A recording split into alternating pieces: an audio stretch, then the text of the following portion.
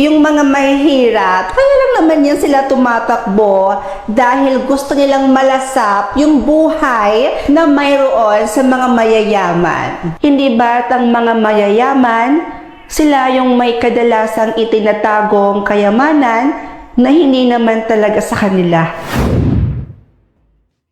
Para sa inyong mga kabataan, sino nga ba ang dapat manalo ngayong halalan? Ang taong laki sa hirap o ang taong laki sa yaman? Ako na.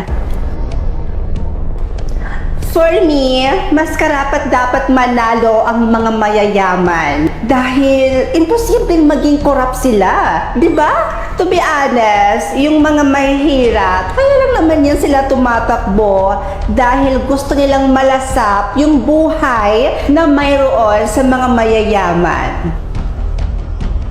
Ikaw naman, Team Green.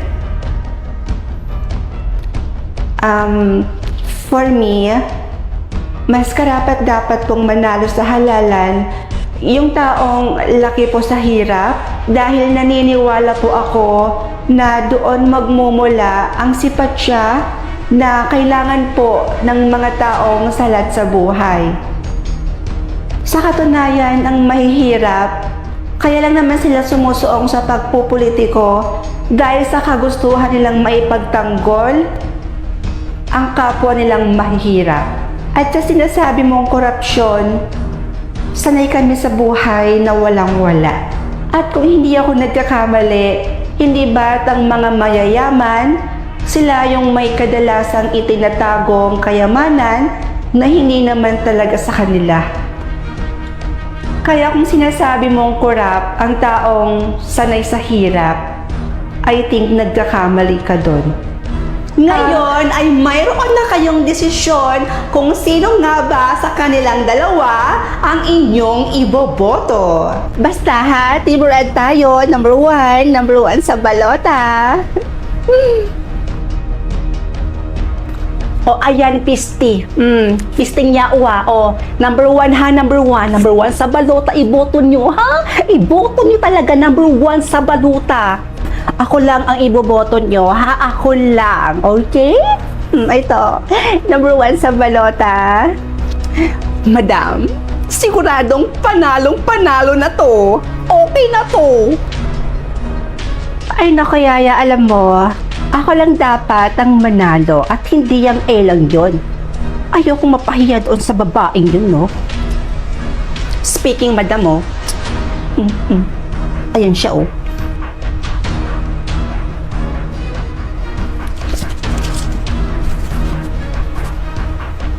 Number 2 po. Number 2 po sa balota. Salamat.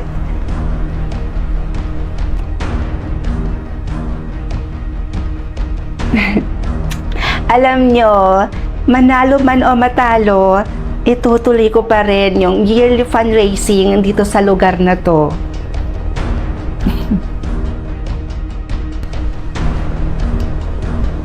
Uy, halang, may nalulunod, madam! Madam, may nalulunod! Kuya, pakiahon dito, bilis.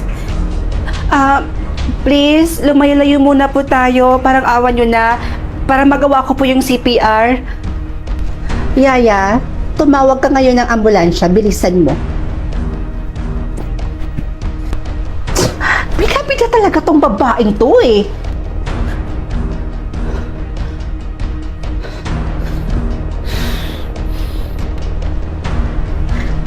Nay, eto oh. Ayan, pambili niyo ng salbabida. Madam! Alam na nila kung sino yung nanalo. May resulta na. Antayin mo, madam. I-announce na yun nila. Madam! Oh, really? Ngayon, magkakaalaman na. Magandang araw ho sa ating lahat. Gusto ko lang ho malaman ninyo na mayroon na hong resulta ang botohan ngayong araw. At ang nanalo sa inyong dalawa, ang numerong...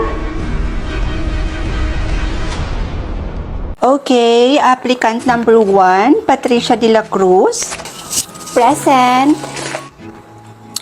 Okay, applicant number 2. Applicant number 2? May applicant number 2? Yes, ma'am, meron. So, wala siya right now. And I hope pasok ang fang quality sa inyong qualifications. Ma'am, I'm sorry if I'm late. Nasira po kasi yung elevator kanina, kaya naghagda na lang po ako at tumakbo na lang po ako. Ma'am, I'm still qualified for the interview. Your reason is valid. So kayong dalawa, sundan niyo ko dahil hinihintay na kayo for the interview. Halina kayo. Ikaw ang applicant number 2? Patricia? Hanggang dito ba naman? Nakikipagtalo ka pa rin sa akin, Fernandez? Patricia, hindi ako nakikipaglaban sa'yo. Elementary pa lang tayo, Fernandez. Nakikipag-unahan ka na sa akin. Rank 1, top 1, first honor, valedictorian. Ano pa? Magkaiba ang school at sa actual job. At dito ka pa talaga mag-a-apply sa pinag-a-applyan ko? Sa bagay, nabalitaan kong gumraduate ka ng college ng... nga. Samantalang ako, graduated with flying colors. Cum laude. Hindi ka pa rin talaga nagbabago. Pag alam mong mauungasan ka ng tao, ibababa mo. Mauungasan? So you're trying to say na hindi ako matatanggap dito sa pinag-a-applyan natin? Mga madam, tara na ho. Inaantay na po kayo ni boss.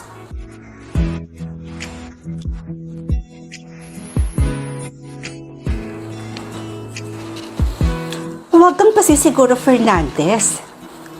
Dahil sa ACADS at sa writtens ka lang naman magaling. Pero sa performance, leadership, at sa extracurricular, taob na taob kita. I know. Pero somehow, sa strategy, concept, unique ideas at sa vocabulary, alam kong mas lamang ako sa'yo. So good luck na lang. Pero payo ko sa'yo, bumili ka na ng tissue. Dahil mamaya, iiyak ka.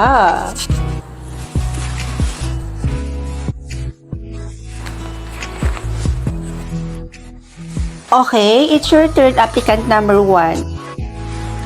Pasok ka na.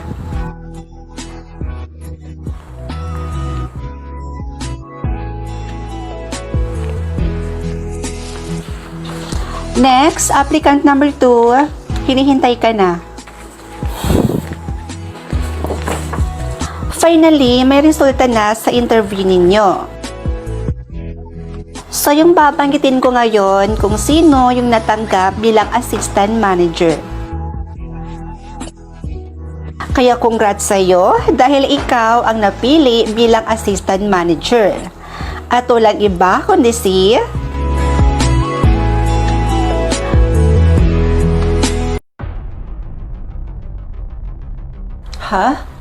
You can control your mom and dad. Accept or decline. Mukhang masaya to ah. Sige. Mapasok na po ako. O sige anak, mag-iingat ka ha. Sige po. Who's late for work today? Mom or dad? Palagi namang maaga si mama sa work. Kaya siya muna.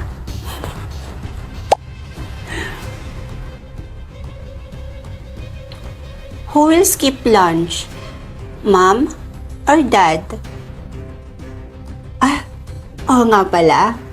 Diet naman si mama ngayon. Kaya siya na lang.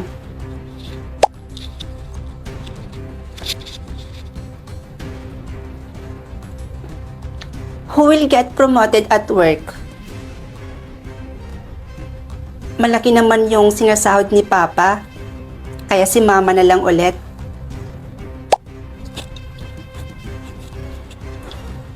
Uy, Bes! Bes? Nandito ka pa? Oo, hinihintay ko pa yung kapatid ko eh. Ikaw, uuwi ka na ba? Oo, uuwi na ako. O sige, mag-ingat ka ha. Sige, ikaw din, mag-ingat ka. Bye! Bye! Ano? Teka, bakit naman ganito yung tanong? Ayoko kayang may mawala sa kanila. Bahala ka. Manigas ka dahil hindi ako pipili. They will both die if you don't choose. Ano? Grabe naman yan. Napaka-hassle naman. Ayokong may mawala sa kanila. Pero sa pagkakataong ito, kailangan kong mamili kung sino yung ililigtas ko.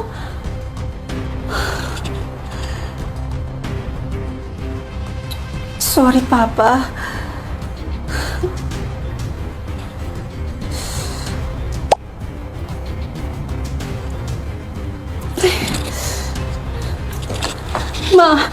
Ma, nasan po si Papa? Ayun yung Papa mo, nanonood ng Batang Quiapo. Thanks God, akala ko nagkatotoo. O sige, daadak ka. Alis mo na ako. Teka ma, saan po kayo pupunta? Namatay kasi yung dati nating driver, anak. Oh?